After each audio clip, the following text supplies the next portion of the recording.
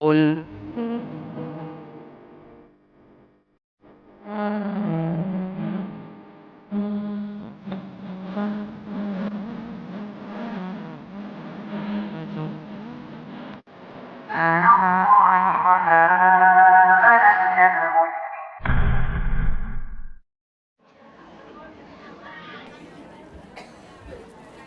Baik, kita lanjut buletin surat An-Nur ayat 43 45. Ada yang belum dapat buletin?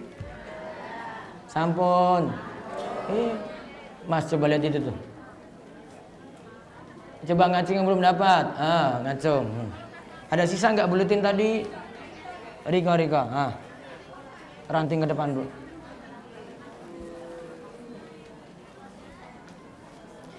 Allah menciptakan hujan, menggantikan malam dan siang, menciptakan berbagai hewan. Dibaca, Allah Ta'ala berfirman. Monggo.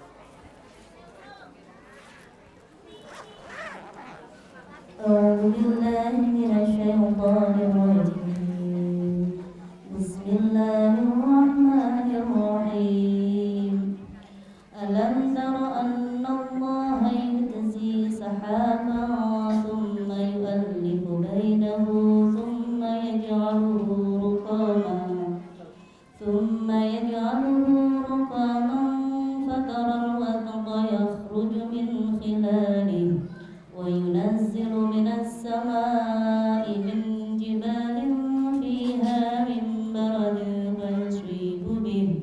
fayusribu bihi man yasha'u wa yasrifu amman yasha' yakadu sana barqihi yadhhabu bil absar yughallibu Allahu al-layla wan-nahara inna fi dhalika la'abratan li ulil absar wallahu khalaqa kulla dabbatin min ma'in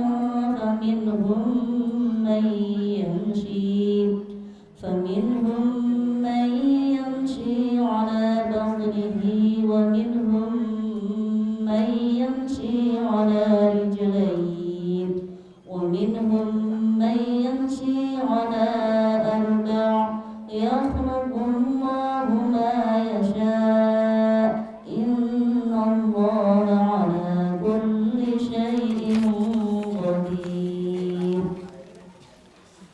Tidaklah kamu lihat bahwa Allah mengarah awan, kemudian mengumpulkan antara bagian-bagiannya, kemudian menjadikannya bertindih-tindih, maka kelihatanlah olehmu hujan keluar dari celah-celahnya.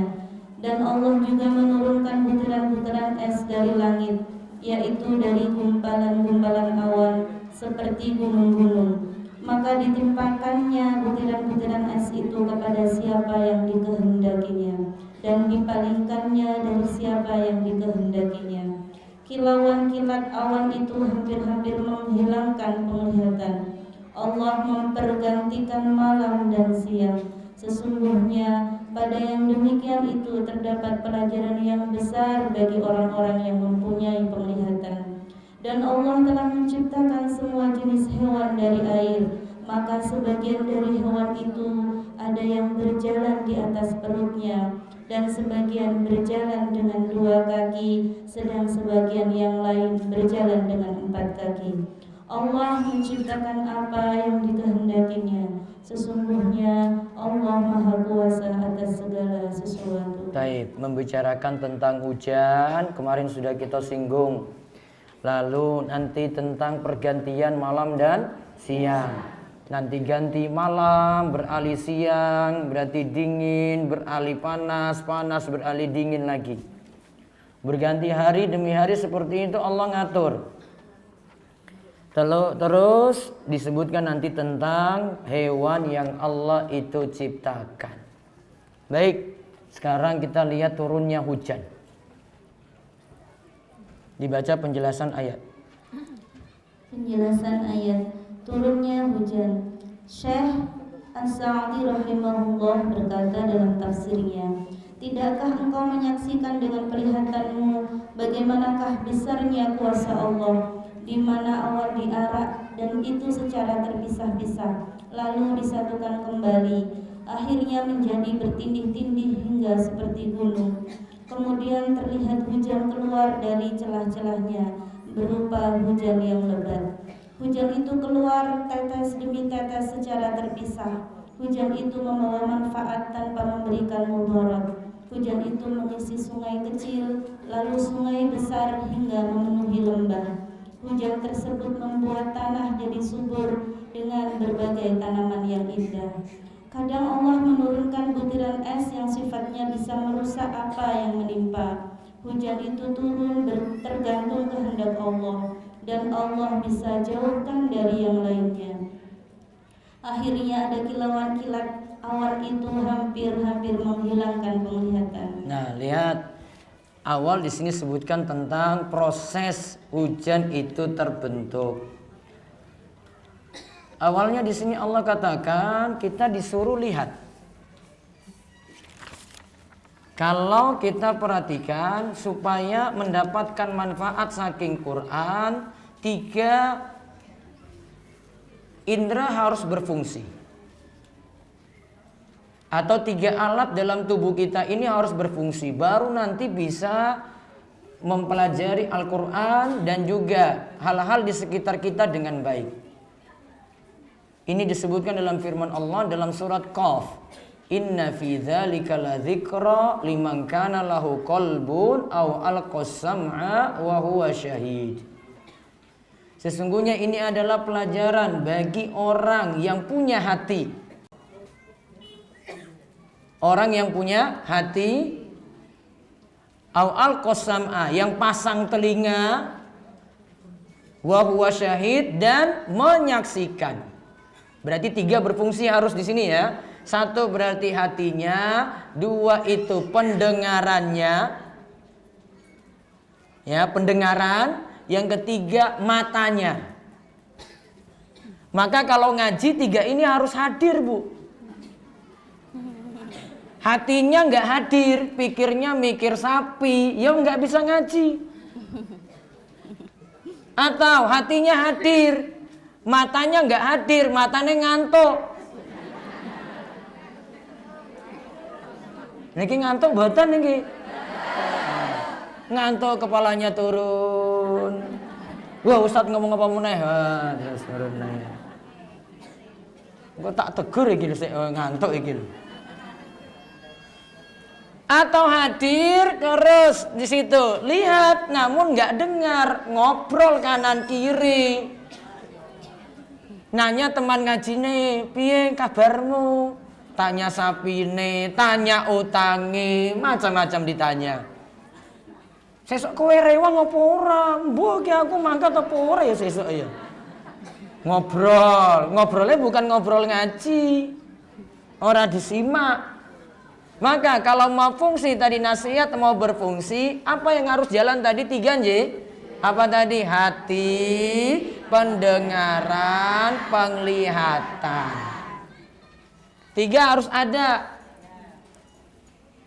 Maka kalau ini lagi bicara hujan, hujan kan dilihat, iya toh? Awan. Nah, itu nanti mata yang berfungsi situ. Pendengaran itu nanti, ya. Lihat dulu, oh ini hujannya, saya mau narik pelajaran apa? Berarti mata saya lagi berfungsi, penglihatan. Maka di sini disebutkan, nah, hujan itu awalnya saking awan. Nah, awannya itu nanti ada yang terpisah, kemudian nanti makin gelap-gelap, nanti bisa berkumpul jadi satu, bertindih-tindih-tindih, akhirnya jadi seperti gunung, makin hitam, makin hitam, makin hitam. Nanti kemudian hujan tuh turun lewat celah-celah awan. Siapa yang takdirkan hujan itu turun? Siapa? Allah. Boleh nggak kalau hujan turun kita protes? Hujan meneh, aku iki arek mangkat ngaji iki malah udan. Boleh nggak? Nggak boleh. Yang ngatur Allah. Dikatakan dalam ayat tadi, Itu prosesnya itu. Turun dari celah-celah awan, fayusibu bihi may yasha wa yasrifuhu amman yasha. Terserah Allah. Allah mau turunkan hujan di sini, di pelayan hujan, nah di Ponjong enggak. Kadang kan gitu toh? Di pelayan hujan, warak enggak. Pernah toh lihat kayak gitu toh? Bahkan bukan beda kecamatan, satu desa. Ngau sini hujan, nah yang desa sebelahnya enggak. Siapa yang ngatur? Allah. Wah, nggak bisa protes itu. Wah, kok bisa desa sebelah kok di sini kok enggak? Terserah Allah. Di pelayan hujan, pas ini berbatasan palian. Wah, palian orang hujan, gurintik. Yang ini deres warak banjir. Padahal cuma bersebelahan loh, palian di situ selatan. Yang hujan sini, terserah Allah. Allah yang ngatur. Kadang malah Gunung Kidul nggak hujan blas, nggak ada hujan sama sekali. Bantul banjir. Sini nggak hujan sama sekali. Terserah Allah, Allah yang ngatur. Turunkan di sini, yang ini nggak diturunkan. Atau yang di sini turunkan, yang di sana itu dibiarkan hujan nggak turun. Itu tergantung Allah. Allah mau bagaimana, terserah Allah. Terus dibicarakan di sini ya kadusana barki yadhabu bil absar. Situ ada muncul kilatan. Kemarin kita sudah sebut kilat itu malaikat yang lagi menggerakkan awan. Awannya gerak. Itu kilat itu. Bergesek satu dan yang lainnya dari awan tadi muncul kilatan. Nah, ada suara muncul juga di situ. Nah, itu dari malaikat tadi yang gerakan awan-awan tadi itu. Pokoknya diimani saja. Kita imani ada malaikat seperti itu. Karena hadis sebutkan, sudah kita bahas 2 pertemuan yang lalu. Ya, itu terjadinya awan, terus ada kilat. Maka ketika Allah turunkan hujan, kita bersyukur pada Allah. Allahumma shayyiban nafi'ah. Ya Allah, turunkanlah hujan yang bermanfaat. Karena hujan itu macam-macam. Ada yang hujan gak turun lama, itu namanya gois. Maka kalau seorang khatib saat khutbah Jumat itu lihat hujan belum turun-turun, dia berdoa, Allahumma agisna, Allahumma agisna, Allahumma agisna ghaisan mubarakan. Ya Allah, turunkanlah hujan. Nah, ghais di sini adalah hujan yang lama nggak turun-turun. Itu namanya ghais dalam bahasa Arab. Allahumma agisna, ya Allah turunkanlah hujan segera. Ya Allahumma agisna, ya Allah turunkanlah hujan segera kepada kami. Itu namanya ghais. Ada lagi istilahnya al-wabil. Wabil itu dalam bahasa Arab hujan deras. Ya, hujan deras. Jadi hujannya itu lebih besar. Ada lagi istilah hujan itu dengan al-matar, ya, yaitu hujan biasa. Istilahnya macam-macam. Maka berarti ada hujan yang sifatnya itu bawa manfaat, bisa jadi berubah juga bawa mudarat. Kadang hujannya cuma biasa namun seharian, ya toh? Maka jadi banjir, bisa. Pokoknya kita minta pada Allah hujan yang bermanfaat. Terus yang berikutnya yuqallibullahu al-laila wan nahar inna fi dzalika la'ibratan liulil absar. Allah itu yang mempergantikan malam beralih jadi siang. Siang lagi muncul malam. Matahari tenggelam jadi gelap. Beralih lagi matahari terbit jadi terang. Inna fi dzalika la ibra, ini sungguh jadi pelajaran bagi orang-orang yang mampu melihat, yang punya penglihatan. Jadi tadi kan disuruh lihat, yang berfungsi di sini indera apa? Penglihatan. Kan tadi disebut 3 J, hati, pendengaran, penglihatan. 3 ini bekerja ini kalau mau renungkan sesuatu. Sama nanti kalau baca Quran gitu juga. Baca Quran sambil ngantuk-ngantuk ya nggak bisa ambil pelajaran. Apa hatinya nggak hadir ya nggak bisa ambil pelajaran. Atau cuma baca saja nggak mau renungkan juga nggak bisa ambil pelajaran. 3 itu harus berfungsi, yaitu penglihatan, pendengaran, dan hati. Nah sekarang lihat tentang pergantian malam dan siang. Dibaca lagi. Pergantian malam dan siang. Allah lah yang mempergantikan malam dan siang, yaitu beralih dari panas menjadi dingin, dari dingin menjadi panas, dari malam menjadi siang, lalu siang menjadi malam. Berlalulah hari demi hari yang dirasakan oleh hamba. Sesungguhnya pada yang demikian itu terdapat pelajaran yang besar bagi orang-orang yang mempunyai penglihatan, yaitu yang punya penglihatan dan akal untuk menangkap hal-hal yang tampak. Ya lihat, yang punya penglihatan dan akal. Akal di sini hatinya itu hadir. Dia nangkap pelajaran dari situ, dari pergantian malam dan siang, beralih terus berganti. Dan asalnya sudah sering saya ulang. Asalnya yang namanya pergantian malam dan siang itu awalnya dari malam dulu. Ya kan? Awalnya dari malam dulu, kemudian terbit matahari jadi terang. Maka matahari di situ jadi nikmat Allah. Gak ada matahari jadi apa? Gelap. Besok kalau di surga bagaimana? Hah? Di surga bagaimana? Tidak ada lagi matahari dan rembulan tadi, semuanya serba terang, gak butuh lagi lampu seperti di dunia. Mati lampu ya wes. Kalau di dunia, kalau di surga nggak lagi kayak gitu. Ya, enak. Kalau di dunia masih ada gelap. Namun biasanya manusia itu lebih pingin itu untuk dapat dunia dibandingkan akhirat. Dia dahulukan dunia daripada akhirat. Buktinya apa? Coba aja lihat masjid-masjid. Pas jam sholat. Lebih banyak orang masuk masjid atau di pasar? Nah, itu. Lebih banyak orang di mal-mal, di supermarket apa di masjid?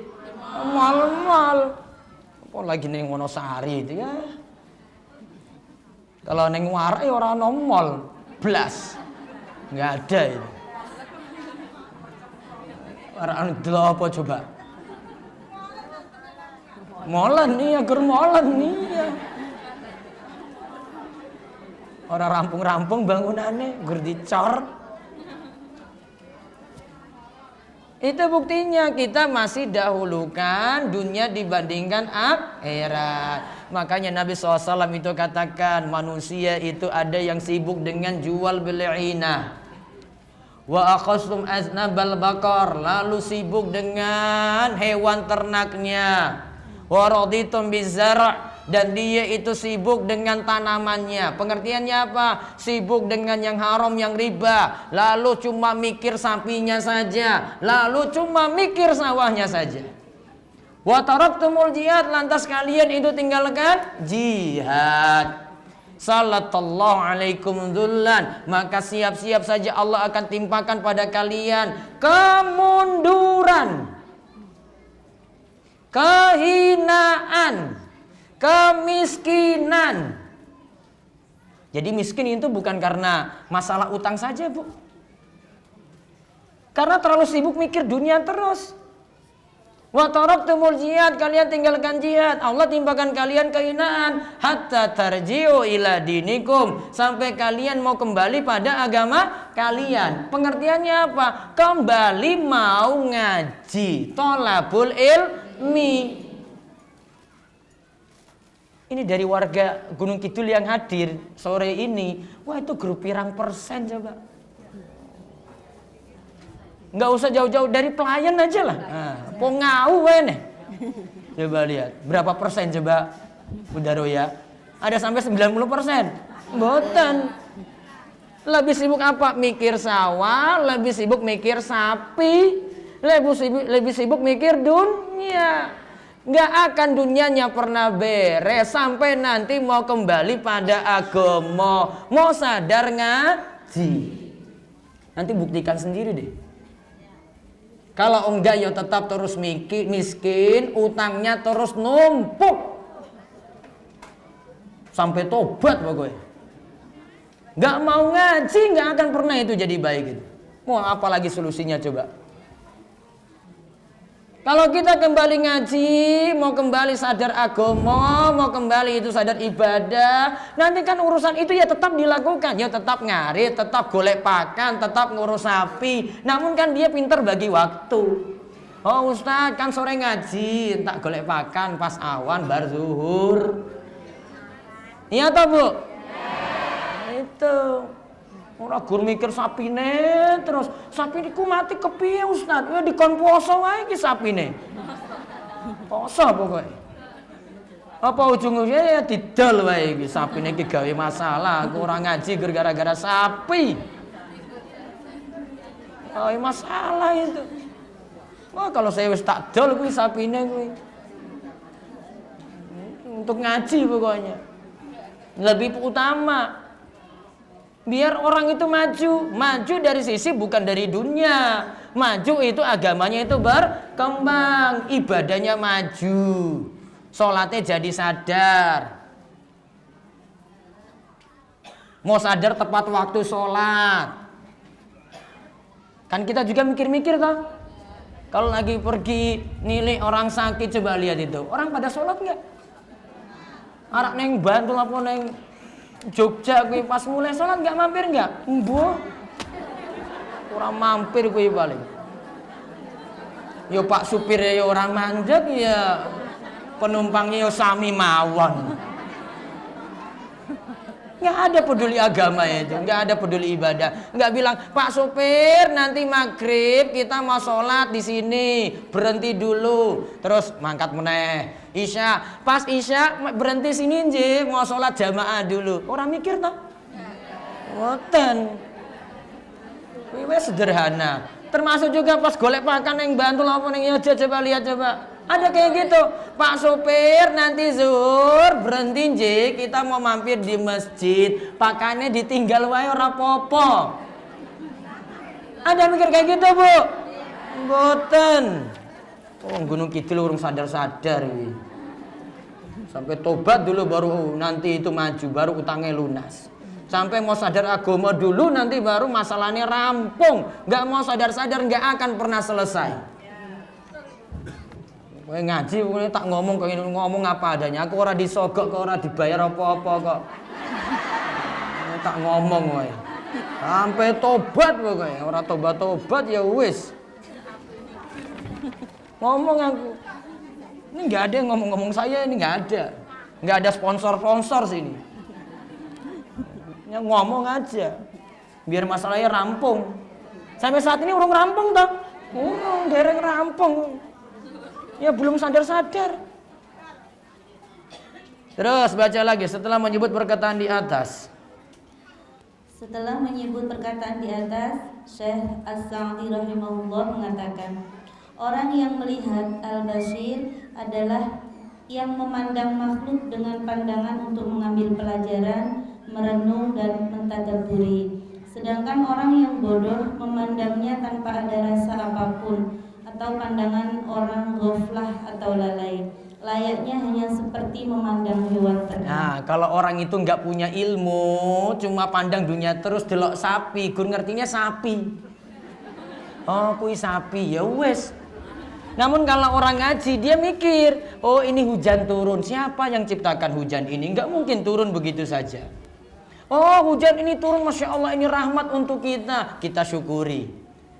Oh ini ada hewan ternak ini nih, Masya Allah, Allah kasih dia pakan ini ada, Masya Allah akhirnya kita syukuri. Sapi ini akhirnya tambah gemuk, tambah lemu, disyukuri. Akhirnya dia pandang kayak gitu, cara pandangnya beda. Iya toh? Cara pandangnya beda. Kalau orang cuma mikir dunia, cuma mikir nanti, oh iki paling sesok iki payune iki semene. Ya, cuma guru mikir payune loh, coba lihat. Namun kalau yang tahu, wah, Masya Allah sapi itu kok bisa kayak gitu ya. Rumputnya masuk ke dalam, dicerna ususnya sampai keluar kayak begitu. Kotorannya ada. Masya Allah, Allah ciptakan sempurna sekali. Iya tak? Ciptakan sempurna itu. Sapi seperti itu, keadaan sekitar lagi jati, keadaan sekitarnya lagi ada awan, ada gunung. Hujan gak turun-turun, tapi kok kita masih tetap hidup ya. Masya Allah, Allah sayang sekali. Kan kemarin hujan gak turun-turun lama toh? Masih hidup gak? Hidup. Coba lihat tuh sayangnya Allah itu. Padahal ada yang hujannya nggak turun-turun, nggak sadar juga, ora sholat. Bukan banyak lagi, pokoknya nggak sholat, coba lihat, nggak sadar juga. Ketika Allah turunkan hujan, sama juga keadaannya, belum sadar juga. Oh cuma tahu oh, hujan turun, saatnya saya itu nabur, saatnya saya itu nandur, sudah. Kalau orang yang ngaji paham, alhamdulillah hujan turun, disyukuri sekali. Saya harus lebih giat ibadah lagi. Cara pandangnya beda dengan orang yang cuma pikir dunia. Lalu Allah menciptakan hewan dari air. Allah menciptakan hewan dari air. Dalam ayat selanjutnya disebutkan, dan Allah telah menciptakan semua jenis hewan dari air. Sumber penciptaan hewan itu dari air, sebagaimana disebutkan dalam ayat lainnya. Wa ja'alna minal ma'i kulla syai'in hayy. Dan dari air kami jadikan segala sesuatu yang hidup. Maka hewan itu sumbernya dilahirkan dari air mani. Nah, air yang dimaksud air mani. Jadi hewan juga punya mani. Lalu terjadi perkawinan. Lalu terjadi perkawinan dari mani jantan dan betina. Jadi hewan asalnya satu. Lalu setelah itu berkembang dengan berbagai macam bentuk. Nah, asalnya dari satu tadi. Kemudian berkembang lagi dari satu hewan ini macam-macam bentuk itu muncul. Ya, kalau dilihat dari penciptaan seperti itu, maka berkembang nanti hewan itu nanti macam-macam. Coba lihat di bawahnya. Lalu disebutkan, maka sebagian dari hewan itu ada yang berjalan di atas perutnya seperti ular, dan sebagian berjalan dengan dua kaki seperti manusia dan berbagai jenis burung. Sedang sebagian yang lain berjalan dengan 4 kaki seperti hewan ternak. Nah, ada yang jalan dengan perutnya. Apa itu? Ular. Halal napa haram? Ulo. Haram apa halal? Katanya enak loh itu. Haram. Enak nggak dipandang di situ. Ya. Terus ada yang berjalan dengan 2 kaki manusia. Terus ada juga berbagai jenis burung. Burung semuanya halal kecuali masuk dalam hewan buas seperti elang, raja wali. Di mana dia memiliki cakar dan nanti digunakan untuk merekam mangsa. Lalu ada juga yang berjalan dengan 4 kaki. Ada hewan ternak. Apa contoh hewan ternak? Sapi, kambing, unta. Itu 4. Ada juga yang 4 kakinya namun haram. Kalau itu masih halal. Contoh apa? Babi, anjing, haram. Kucing, haram. Apa meneh haram ya? Apa Bu? Tikus, haram. Landak iki makanannya apa?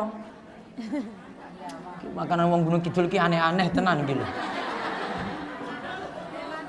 Ki jenis makanannya iki lho. Ada yang enak-enak kok aneh-aneh makannya.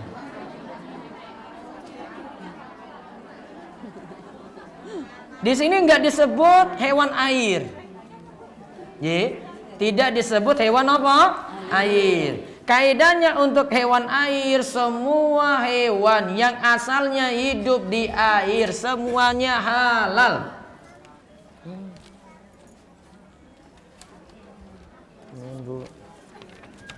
Semua hewan yang hidupnya di mana?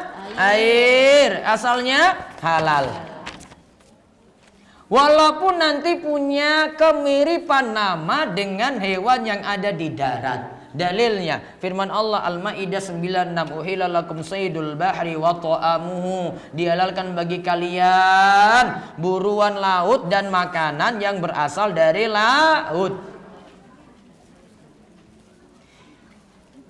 Jadi semua jenis ikan itu halal, walaupun nanti ada yang punya kesamaan nama dengan hewan yang ada di darat. Contoh apa yang namanya sama yuk? Apa? Anjing laut. Kan asalnya hidup di air. Rusa laut ada?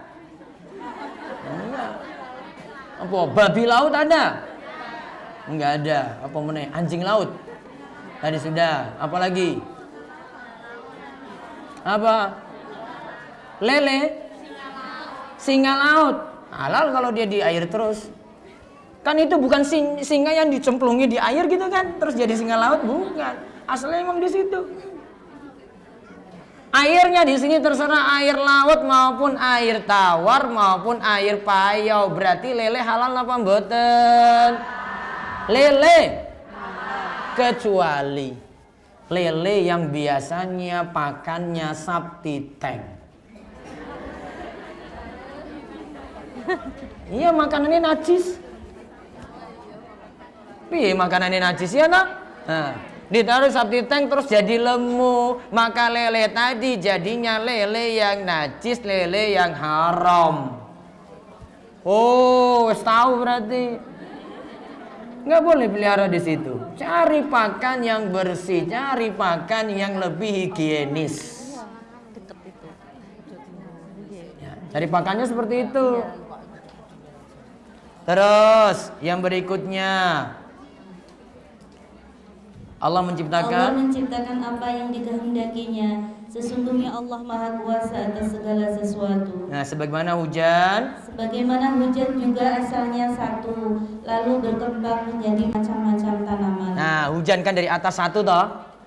Lalu muncul tanaman-tanaman macam-macam. Ada pari, terus ada macam-macam itu tumbuh itu dari hujan tadi. Di tanah yang sama bisa muncul macam-macam tanaman. Iya toh? Jenengan satu petak sawah bisa tanami apa saja? Pari, terus jagung, kacang. Nah, bisa macam-macam kan? Padahal dari hujan yang satu, tanah yang satu, muncul macam-macam.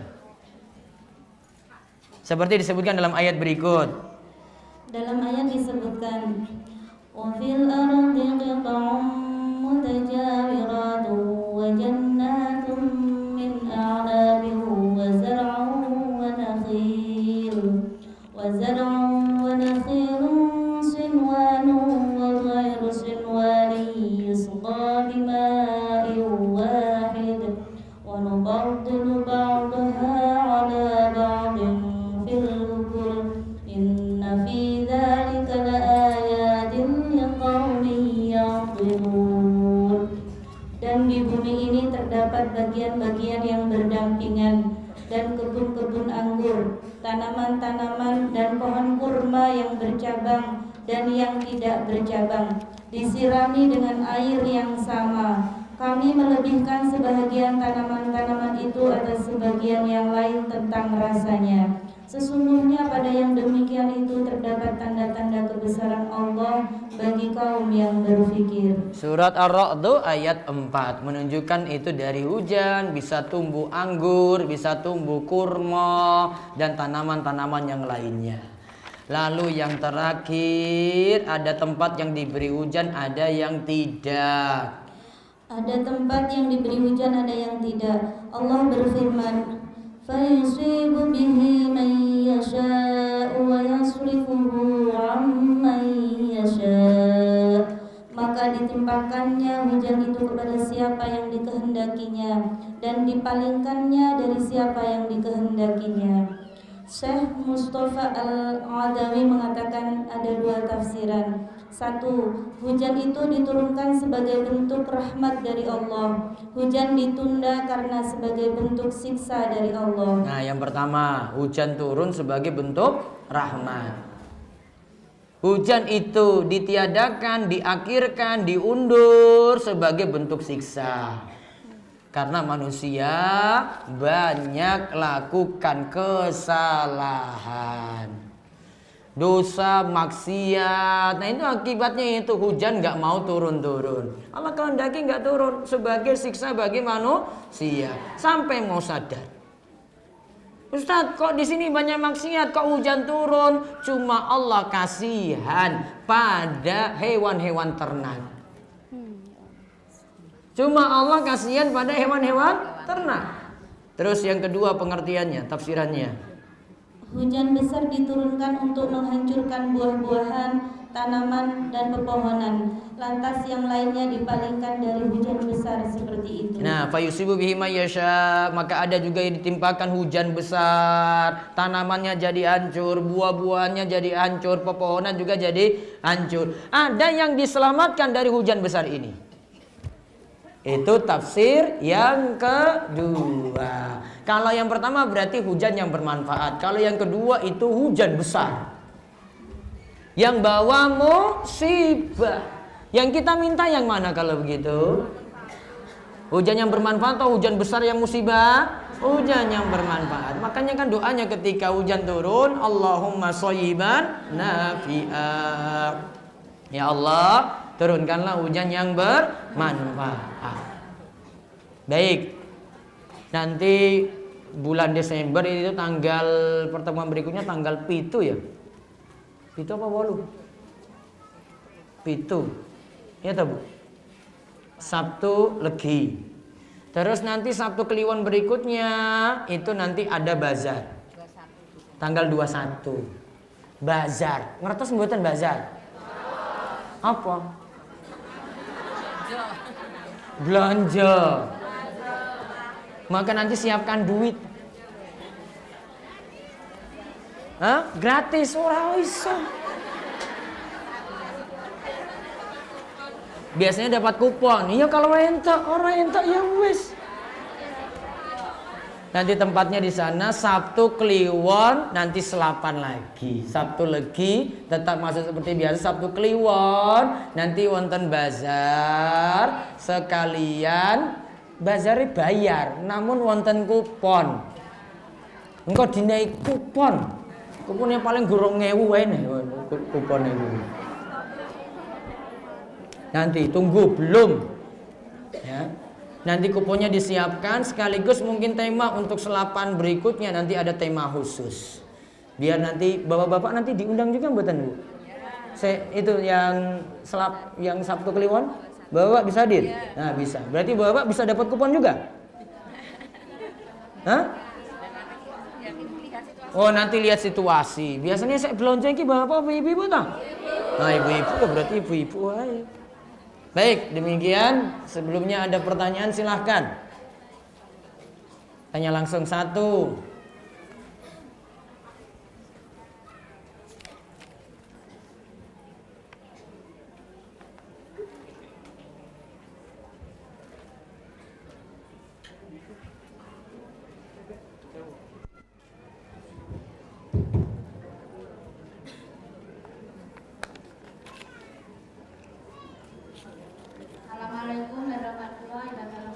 Waalaikumsalam warahmatullahi wabarakatuh. Pak, saya tanya bukan tema sore hari ini. Ye. Saya tanyakan, saya itu punya saudara di perantauan, saudara sepupu. Ye. Agamanya non-muslim. Ye. Kalau pulang di rumahnya ibunya itu main di rumah saya. Ya. Itu bawa oleh-oleh sama ngasih uang saya dan ibu saya. Bagaimana solusinya Pak Ustaz? Diterima saja. Halal. Kan oleh-oleh toh? Waalaikumsalam warahmatullahi wabarakatuh. Kalih duit. Ditompok. Halal. Wonten malih Bu sana.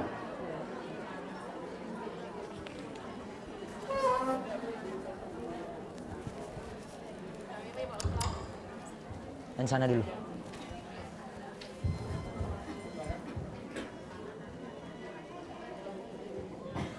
Assalamualaikum warahmatullahi wabarakatuh. Waalaikumsalam warahmatullahi wabarakatuh.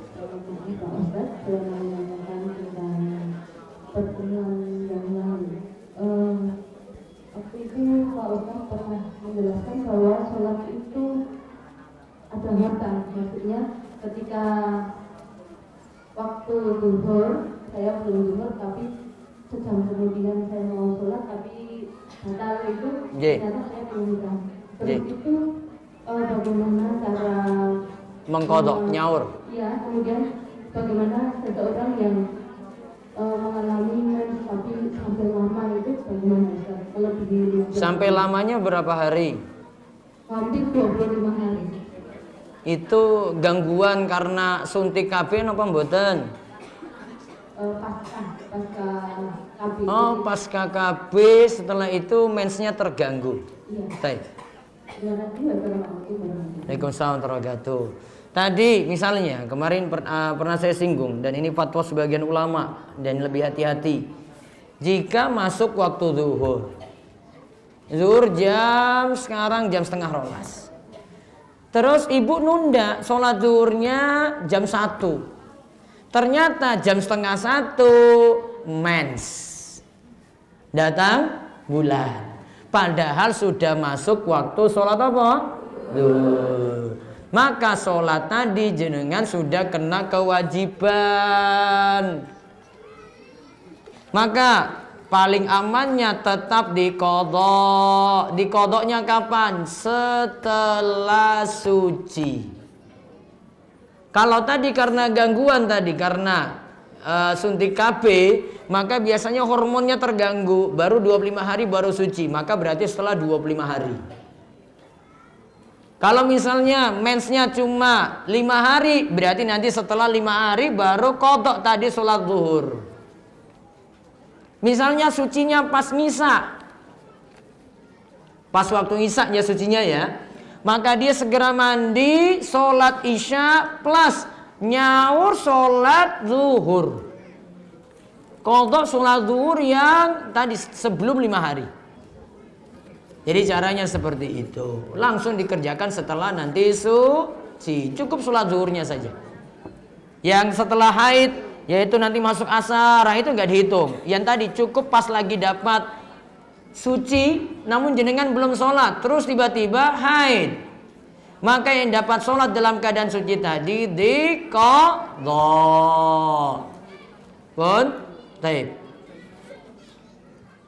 Satu aja tadi ya, ada 2 tadi. Yang kedua sudah saya jawab. Sampun Bu. Haidnya lama tadi 25 hari, ya dianggap itu sebagai darah haid karena gangguan. Kalau seandainya tadi bukan karena gangguan ini, saya jawabannya berbeda. Ada lagi? Ya. Assalamualaikum warahmatullahi wabarakatuh. Waalaikumsalam warahmatullahi wabarakatuh. Mohon maaf, ini pertanyaan juga di luar tema. Ini berkaitan dengan doa setelah azan yang Allahumma rabbana zidna wa qina dan seterusnya. Itu kan kami karena mengajar anak TK itu kami mengajarkan doa itu bersama-sama. Dan selama ini kami memberitahu bahwa itu adalah doa setelah ada yang azan. Jadi semua anak-anak itu kalau selesai azan itu kadang secara otomatis mengucapkan doa itu barengan. Iya, terus saya itu dapat penjelasan kalau ternyata yang doa itu yang membacanya adalah azan, bukan yang mendengarkan azan begitu. Yang tepat yang mendengar juga baca. Oh gitu. Saya jadi kalau saya takutnya menanamkan yang salah. Enggak, tidak sudah salah. benar. Oh, sudah. Tapi itu Ustaz, mohon maaf. Katanya kalau azan itu kan setiap lafaznya itu, kalau yang mendengar itu kan ada jawabannya itu loh. Allahu Akbar, Allahu Akbar. Terus jawab Allahu Akbar, Allahu Akbar. Asyhadu an la ilaha illallah. Jawab lagi asyhadu an la ilaha illallah, kecuali hayya 'alas shalah, hayya 'alal falah. Dijawab la haula wala quwata illa billah. Jadi kalau yang itu juga nggak apa-apa kalau maksudnya yang Allahumma bahasa tidak wajah itu dibaca yang mendengarkan azan nggak apa-apa kan? Nggak apa-apa. Itu memang disunahkan untuk yang dengarkan azan. Baik. Saya cukup. Assalamualaikum warahmatullahi Waalaikumsalam warahmatullahi wabarakatuh. Ada lagi nanya langsung? Boten lewat kertas. Ustadz, jika sholat di rumah orang non muslim itu apakah sah? Bisa asalkan tidak ada salib. Hindari adanya apa? Salib. Karena adanya salib sulit membuat malaikat itu masuk. Misal waktu keputihan, setiap mau sholat kan wudhu. Terus apakah harus ganti pakaian atau celana dalam yang terkena Ustadz? Jika berat untuk ganti tidak diganti. Kan ibu pakai pembalut, maka cukup pembalutnya saja. Kalau pembalutnya situ tidak ada masalah, nggak gangguan untuk celananya, maka tidak ada masalah. Lakukan seperti itu. Setiap kali sholat disuruh apa? Wudu. Apa tadi bu? Keputihan. Keputihan najis apa mboten? Najis. Ya, sudah saya jelaskan kaidahnya. Setiap yang keluar dari dua jalan kecuali mani najis. Mani nggak najis, maka keputihan juga dihukumi najis. Cara sholatnya setiap kali masuk waktu sholat wudu. Lantas setelah wudu tidak boleh jeda lama untuk nunggu sholat. Langsung setelah wudu langsung sholat. Bolehkah seorang istri menggugat cerai suami karena suami tersebut sering melakukan hal-hal syirik seperti santet dan mempunyai benda-benda yang dianggap sakti? Sudah berkali-kali dinasihati tapi malah jadi pertengkaran. Bahkan orang tua istri sering diancam akan dibunuh. Kalau masih bisa sabar untuk nasihati, tetap sabar sampai mugi-mugi suami dapat hidayah. Jadi timbang-timbang lagi, biar nanti nggak menyesal. Ditambah lagi ngajak suami untuk ngaji. Bisa ngaji di sini, nanti di Karangrecek sana malam Kemis. Apa ketemu saya langsung deh, nanti tak ceramai. Ustadz, penilaian orang kebanyakan banyak yang menunaikan kewajibannya, syahadat, sholat dan lain-lain. Tetapi larangannya kadang susah ditinggalkan semata-mata orang sukses, orang disayang Allah adalah orang yang cukup dunianya. Orang akan segan, akan dibanggakan. Bagaimana menyikapi hal ini? Standar Allah itu cinta, itu bukan dilihat dari kaya. Standar Allah itu senang pada hamba itu kalau orang itu taat. Sekaya apapun namun gak mau ibadah, gak mungkin Allah sayang. Terus kekayaannya bagaimana Ustadz? Kekayaannya cuma ujian. Ujian biar dia terus maksiat terus. Allah tegurnya malah dikasih nikmat. Biar dia gak sadar-sadar karena memang dia pengen sesat. Itulah yang Allah sebut. Ya, orang ini sesat karena dia itu pengen sesat. Falamma zagu azagallahu qulubahum. Ketika seorang itu sesat, maka Allah nanti akan nambah dia itu sesat. Dia ingin sesat, Allah nambah lagi sesat untuk dia. Namun kalau orang beriman biasanya dikasih susah. Saat dia itu bermaksiat, dikasih ujian berat biar dia itu sadar. Ini masih lebih enak karena langsung orang itu sadar. Maka jangan pandang orang itu dari kekayaan, pandang orang itu dari keimanan.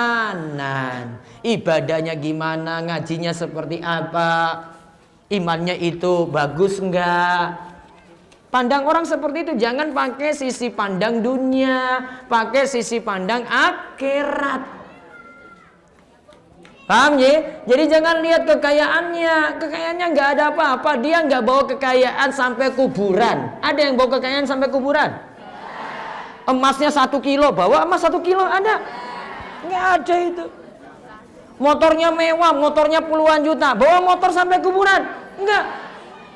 Yang bawa sampai kuburan cuma amal soleh saja, bukan kekayaan.